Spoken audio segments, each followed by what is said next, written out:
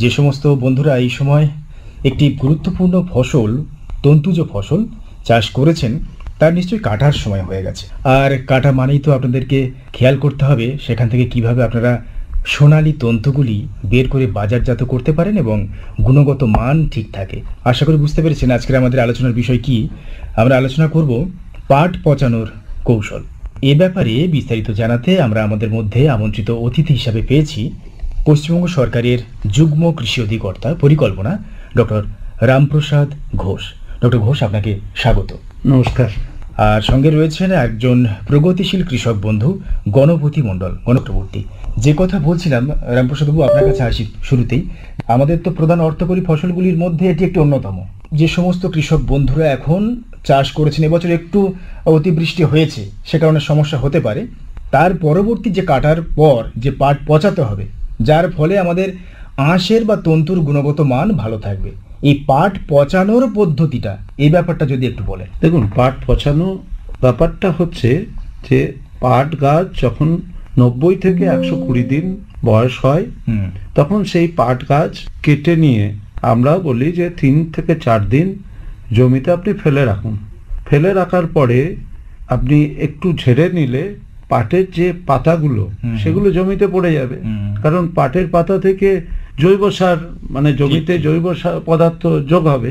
তারপরে আপনি সেগুলো ছোট ছোট বান্ডিল করে নিকটবর্তী জলাশয়ে কৃষকরা নিয়ে যান।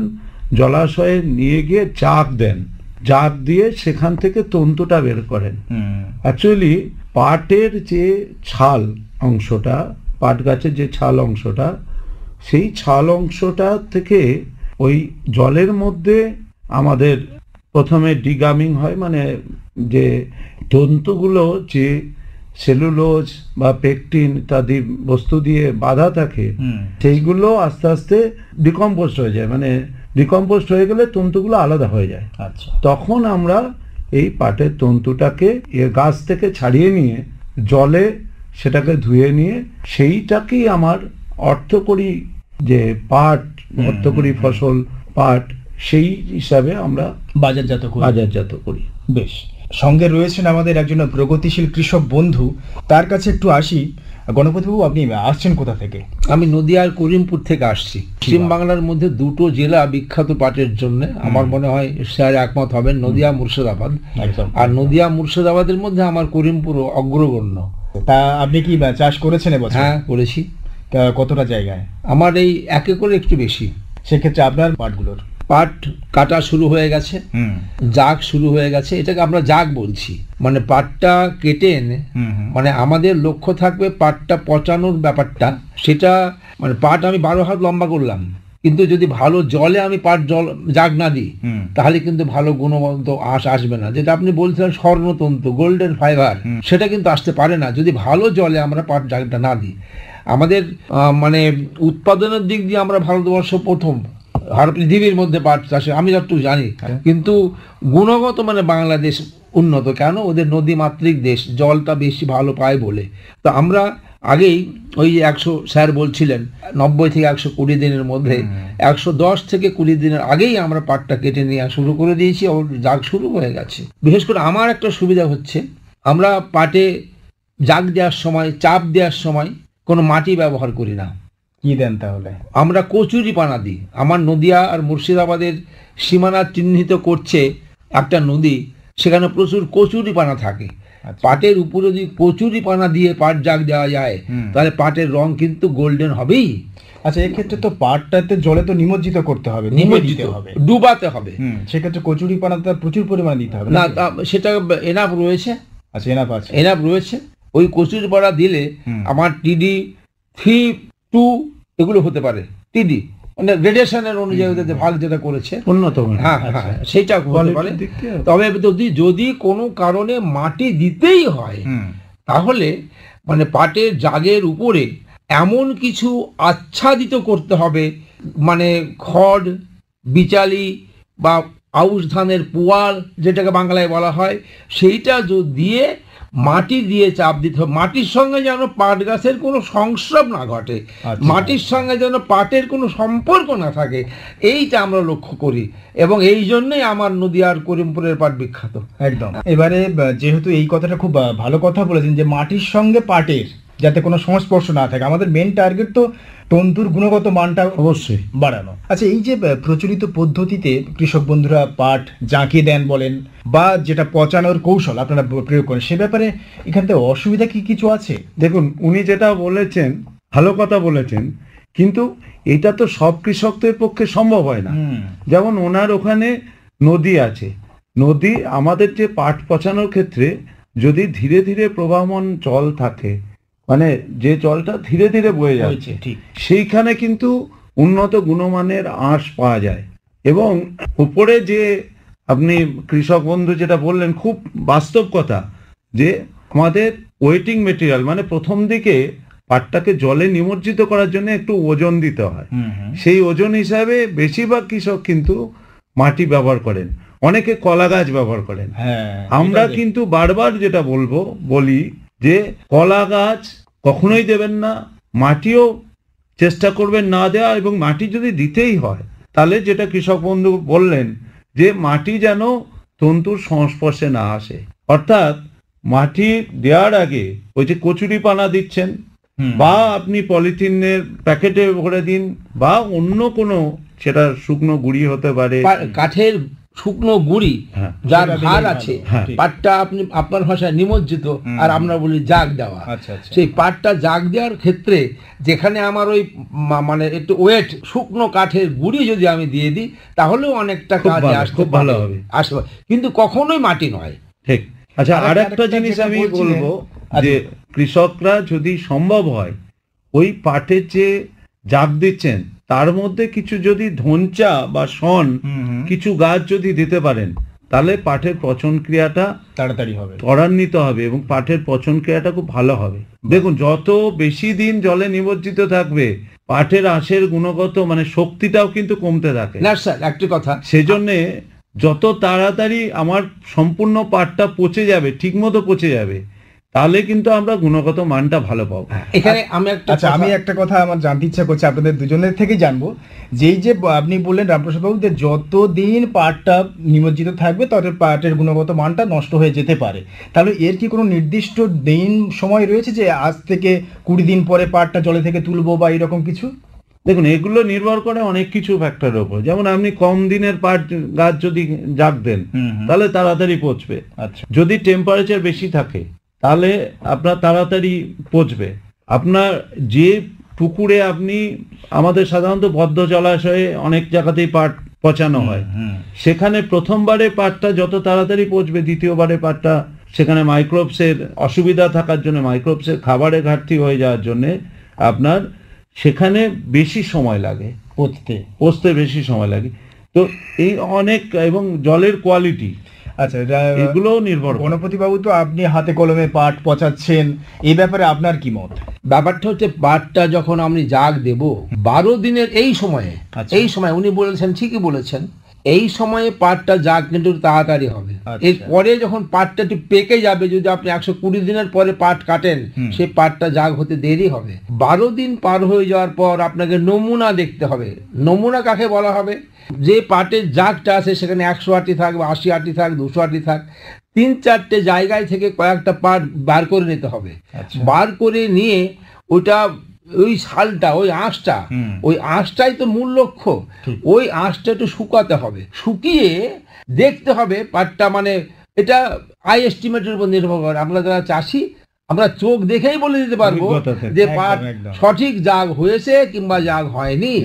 যদি জাগ কম হয়ে থাকে তাহলে ছাল হয়ে যাবে, আর যদি পাট বেশি পচে যায় ভেসো হয়ে যাবে। এই ব্যাপারগুলো আছে, সেটা নমুনাটা আমাকে দেখতে হয় 12 দিনের পর থেকে। এখনকার পাটটা 14 থেকে 16 দিনের মধ্যে কিন্তু উঠে আসবে, এটাই আমাদের অভিজ্ঞতা বলে। হ্যাঁ, কি ঠিক তো বলছি? অবশ্যই। হ্যাঁ। তো এই জন্য আমাদের নমুনাটা দেখতে হয়, দেখে। এবং আর একটা আমি এই সঙ্গে একটু যোগ করি, পাটের শুকানোর ব্যাপারটাও কিন্তু এর মধ্যে একটুখানি আমি যোগ করে দিচ্ছি। যে পাট আমি ধুয়ে আনলাম বাড়িতে, খুব কস্টলি, খুব খরচ। যারা পাট চাষি তারা জানে যে কি খরচ এটা। তো এবং পরিশ্রমী। হ্যাঁ, আমি বাড়িতে নিয়ে আসলাম, খাল বিল নদী নালা নয়নজলি যেখান থেকে হোক ধুয়ে আনলাম, এনে আমি যদি ধুলোর মধ্যে মাটির মধ্যে পাটটা মেরে দিই তাহলে কিন্তু ভালো হবে না। সেই জন্য আপনাকে পাটের বাঁশের টাঁড় করতে হবে, টাঁড় আমরা টাঁড় করি, টাঁড় করে শুকাই, অথবা ওই ছাদের কার্নিশ সেখানে ঝুলিয়ে দিই, অর্থাৎ ধুলো বালি যেন না লাগে, না হলে স্বর্ণতন্তু কিন্তু পাবো না। সেজন্য ওই পাট জাগ দেওয়া, পাট নমুনা দেখা, পাট শুকানো, এই সমস্তটা আমাদের লক্ষ্য রাখতে হয়, লক্ষ্য রাখি তবেই কিন্তু আমরা মানে ভালো স্বর্ণতন্তু ও পাট পেতে পারি। আমাদের আজকের আলোচনা থেকে যে সমস্ত কৃষক বন্ধুরা শুনছেন, বিশেষ করে পাট চাষী যারা রয়েছেন, অনেক কিছু জানতে পারছেন। আমাদের মধ্যে প্রগতিশীল কৃষক বন্ধু গণপতিবাবু রয়েছেন, দীর্ঘদিনের পাট চাষী। আমি একটু আবার রামপ্রসাদবাবু আপনার কাছে আসি। সম্প্রতি আমাদের ক্রাইজাপ সোনা, যেটা পাট গবেষণা কেন্দ্র রয়েছে ব্যারাকপুরে, তারা ক্রাইজাপ সোনা বলে পাট পচানোর একটা পাউডার বা এরকম কিছু কেমিক্যাল বের করছে, সে ব্যাপারে আপনার কি মন্তব্য? আমাদের যে নতুন প্রযুক্তিগুলো আসছে যেগুলো পাট পচানোর ক্ষেত্রে উপযোগী কৃষকের কাছে, তার মধ্যে একটা আছে ক্রাইজাপ সোনা, সেটা ক্রাইজাপ ডেভেলপ করেছে। একটা হচ্ছে নিনফেড সাথী, নিনফেড বলে আইসিআর একটি সংস্থা আছে, তারা তৈরি করেছে। এছাড়া আমরা কিছু জায়গাতে ক্রাইজাপের একটা প্রযুক্তি আছে যে কম জায়গায় কম জলের মধ্যে পাট পচানো, এবং কৃষকের জমির মধ্যেই, জমির সংলগ্ন জায়গায়, যাতে ওই পাট বয়ে নিয়ে যাওয়ার একটা বিরাট খরচ হয়, সেই খরচটাকেও কমানো যায়। এবং আর একটা হচ্ছে যে ছাল ছাড়িয়ে রিবন রেটিং করা, মানে ছালটাকে সে যান্ত্রিক পদ্ধতিতে হোক বা আমাদের যে মেশিন চালিত রিবনার দিয়ে যদি আমরা করে তারপরে যদি পচাই, তাহলে আমরা উন্নত গুণমানের আঁশ পেতে পারি। এই চারটে মোটামুটি আমরা প্রযুক্তি কৃষকদের কাছে নিয়ে যাওয়া যেতে পারে। তো ক্রাইজাপ সোনা হচ্ছে, ক্রাইজাপের বিজ্ঞানীরা তারা দেখেছেন যে যেখানে যেখানে ভালো এবং দ্রুত পাট পচানো হয়, সেইখান থেকে, সেই জল থেকে ওনারা জীবাণু সংগ্রহ করেছেন। সেই জীবাণুগুলোকে, যে মাইক্রোবস গুলো পাটটা পচানোর কাজটা করে, সেই জীবাণুগুলো ওনারা পরীক্ষাগারে সেখান থেকে জীবাণুগুলো আলাদা করেছেন। জীবাণুগুলো আলাদা করে সেগুলোকে মাল্টিপ্লাই করে, সেগুলোকে বংশবৃদ্ধি করে ট্যালকম পাউডার বা আপনার লিকুইড ফর্মে বাজারজাত করছেন। সেটার নাম হচ্ছে ক্রাইজাপ সোনা।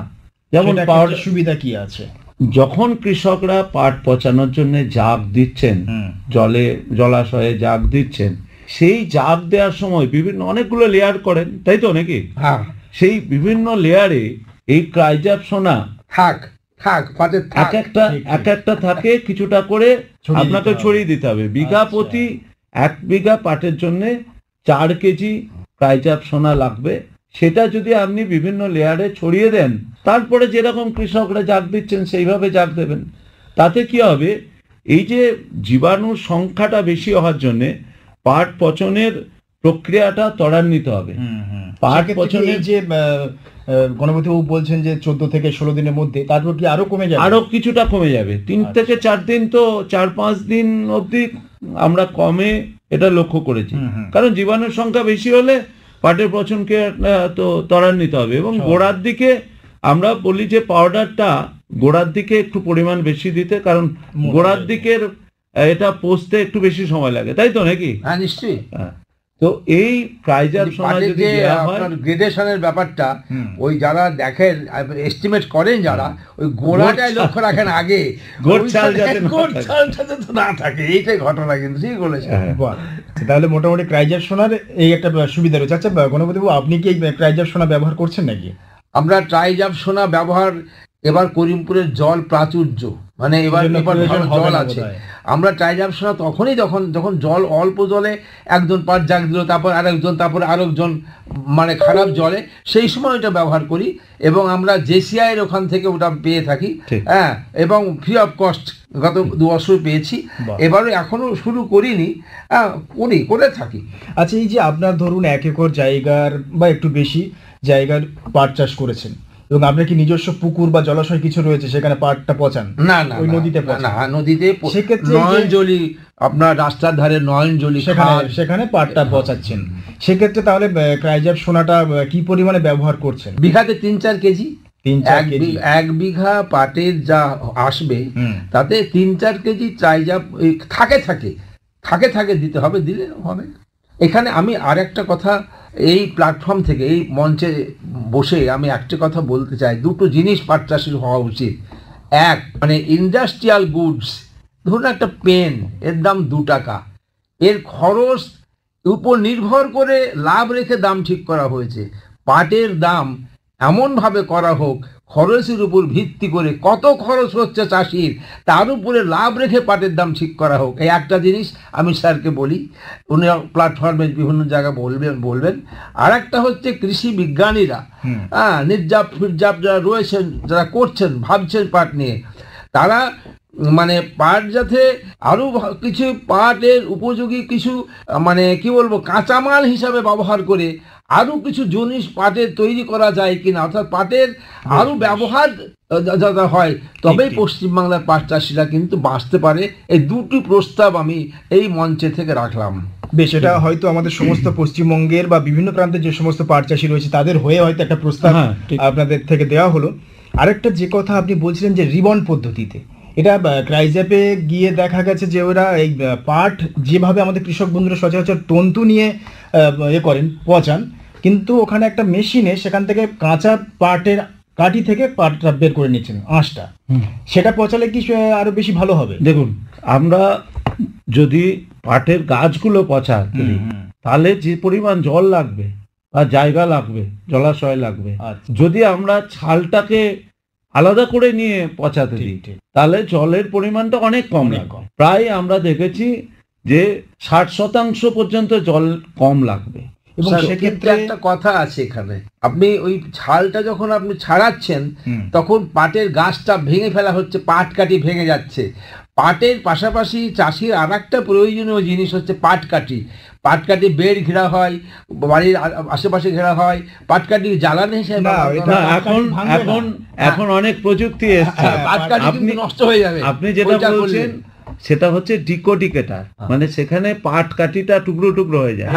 আমরা একদম কাঠি আপনার গোটাই থাকবে। আমরা এই প্রযুক্তি কৃষকের কাছে নিয়ে গেছিলাম, কৃষক কিন্তু তৎক্ষণাৎ পত্রপাঠ বিদায় করার মতো অবস্থা। আমি যেটা বলছি, হ্যাঁ, এবার হচ্ছে বিজ্ঞানীরা এখন যে রিবন আর্ট তৈরি করেছেন, একটা হচ্ছে যে মেশিন চালিত, যেটা অনেক স্পিড বেশি হবে, আর একটা হচ্ছে এমনি ম্যানুয়াল, সেটাতে স্পিডটা কম হবে।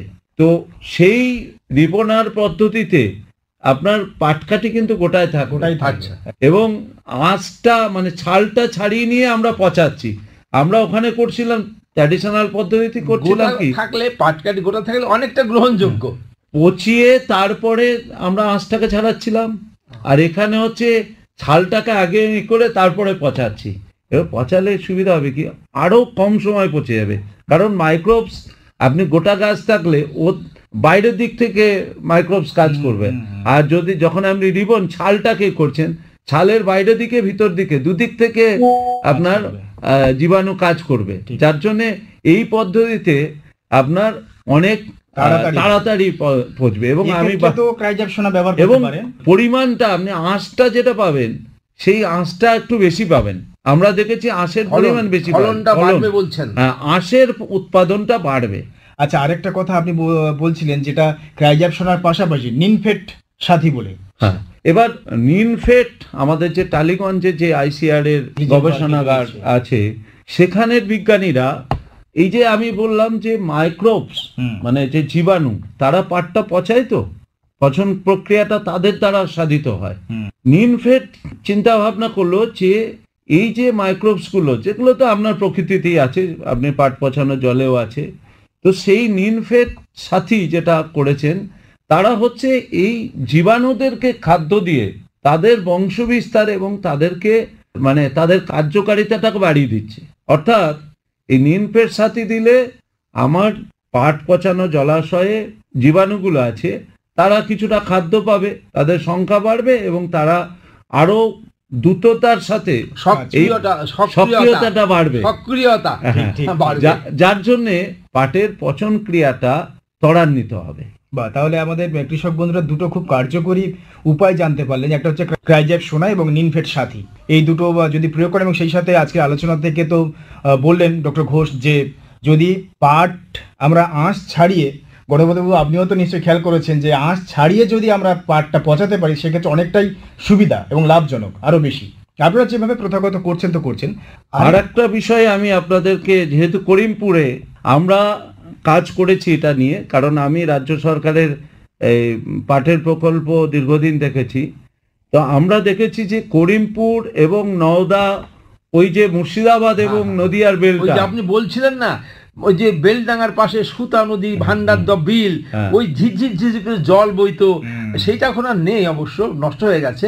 ওখানে পাটের ফলনটা এবং কালারটা, গ্রেডটা ভালো হতো, এবং ওইখানে আপনার চারিদিকে শুধু এখন গিয়ে দেখবেন শুধু পাটের ক্ষেত। তো সেই জায়গায় কাছাকাছি জলাশয় থাকে না, অনেক কৃষকের সমস্যা হয় কি, পাটের তো ভলিউমটা অনেক, এবং এই পুরো পাটটাকে যদি 1 কিলোমিটার 2 কিলোমিটার 3 কিলোমিটার দূরে জলাশয়ে নিয়ে যেতে হয়, সেটাও কিন্তু খুব কষ্টকর এবং খরচ ব্যয় সাপেক্ষ। সেই জন্যে ক্রাইজ্যাপের একজন বিজ্ঞানী তারা চিন্তা করেছেন যে পাট কম জলে পচাতে হবে এবং কৃষকের জমির কাছেই পচাতে হবে, যাতে করে ওই বহন করার খরচটাকেও কমানো যায়। তো সেই জন্যে উনি যেটা ডেভেলপ করেছেন, ডক্টর আশিস কুমার ঘড়াই, ক্রাইজ্যাপের বিজ্ঞানী, তিনি যেটা ডেভেলপ করেছেন দীর্ঘদিন ধরে গবেষণা করে, তো পাট জমির যে জায়গাটা নিচু জায়গা, সেখানে কিছুটা অংশ জলাশয়, ছোট জলাশয় করা, মানে কিচ্ছু না, আপনি আপনার পাটের জমিতে সোজা কথায় 2 কোদাল করে আপনি মাটি তুলে যদি চারদিকে আপনি সেটাকে আল দিয়ে দেন, একটা জলাশয় তৈরি, তাহলে মোটামুটি একটা টেম্পোরারি জলাশয় তৈরি হয়ে যাবে। এবার আপনার বর্ষাকালে কিছুটা জল ওখানে সংগ্রহ হলো, আস্তে আস্তে সংগ্রহ হচ্ছে, সেই জলের মধ্যে আপনি ধনচা বা শন কিছুটা কেটে এবং তার সাথে একটু অ্যামোনিয়া দিয়ে দেন, যাতে করে ওই মাইক্রোবসের পরিমাণটা ওখানে বাড়ে। তারপরে আপনি ওখানে আপনার জমির পাট কেটে ওখানে পচান এটাতে। এবং সুবিধা হচ্ছে কি, আপনি যেটা আপনার নদীতে জলটা ওই যে পচা মানে কালো অংশটা বেরিয়ে যায়, যার জন্যে কিন্তু আপনি সোনালী তন্তু পান। এখানেও যেহেতু আপনার পুকুরটা একটু বাঁধটা উঁচু থাকছে, আপনি পাটটা যখন আঁশটা ছাড়াবেন তার আগে একটু কালো জল বের করে দিন, তাহলে আপনি, এবং শুধু এই জায়গাটা যে নষ্ট হবে তাও নয়, ওই জায়গায় বর্ষাকালে আপনি বাঁধের চারপাশে সবজি চাষ করতে পারবেন, ওই জায়গাটা কিন্তু আপনার অন্য কাজেও লাগবে। এমনকি আপনি যদি ছোটখাটো ওই যে তেলাপিয়া মাছ চাষও করতে পারবেন, মানে সবজির সাথে সাথে মানে ওইটা জায়গাটা অপচয় হবে না। আমরা যে ইন্টিগ্রেটেড ফার্মিং যেটা কথা বলি সেটাও করতে পারবেন। বেশ, আমরা খুব সুন্দরভাবে আজকের আমাদের আলোচনা হলো পাট পচানোর নানান দিক। আমাদের মধ্যে প্রোগ্রেসিভ কৃষক বন্ধু একজন ছিলেন, প্রগতিশীল ফার্মার্স, যিনি ছিলেন গণপতি মণ্ডল। সময় একদম শেষ। আমি আপনাদের উভয়ের থেকে জানতে চাইছি, দুজনের অভিজ্ঞতা থেকে, যে আমাদের যে সমস্ত কৃষক বন্ধুরা এই প্রথাগতভাবে বিভিন্ন চাষাবাদ করে আসছেন, মানে আমি পাটের কথা বলছি, যারা পাট পচান, এছাড়াও আরো উন্নত বা কি কি আরো ব্যবস্থা নিতে পারবেন যদি সংক্ষেপে বলেন।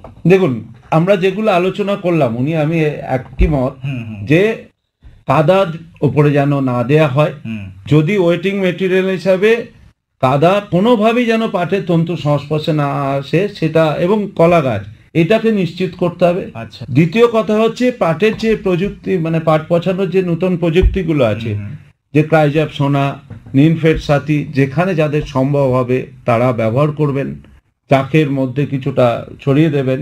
আর যেখানে জল খুব সমস্যা, এবছর আপনারা ভাগ্যবান যে বৃষ্টি অনেকটাই বেশি পেয়েছেন, কিন্তু আমরা এরকম দেখেছি যে চাষি বলছে, বাবু আমাকে একটু ত্রিপলের ব্যবস্থা করে দিন, মানে ওই ছোট পুকুরটা কাটা হয়েছে তার মধ্যে ওখানে ত্রিপল দিয়ে, মানে যাতে জলটা ধরা থাকে, সেই ত্রিপল দিয়ে সেখানে পাট পচাচ্ছেন। এই প্রযুক্তিতে কিন্তু অনেক কম জলে, মানে আমরা দেখেছি প্রায় 3 ভাগের 1 ভাগ জলে আমরা পাটটা পচাতে পারবো। আর শেষে গণপতি বাবু, মোটামুটি আজকে তো আমাদের অনুষ্ঠানে এলেন, কেমন লাগলো আর আমাদের কৃষক বন্ধুদের কি বলতে চান আপনি একজন প্রগতিশীল ফার্মার্স হয়ে?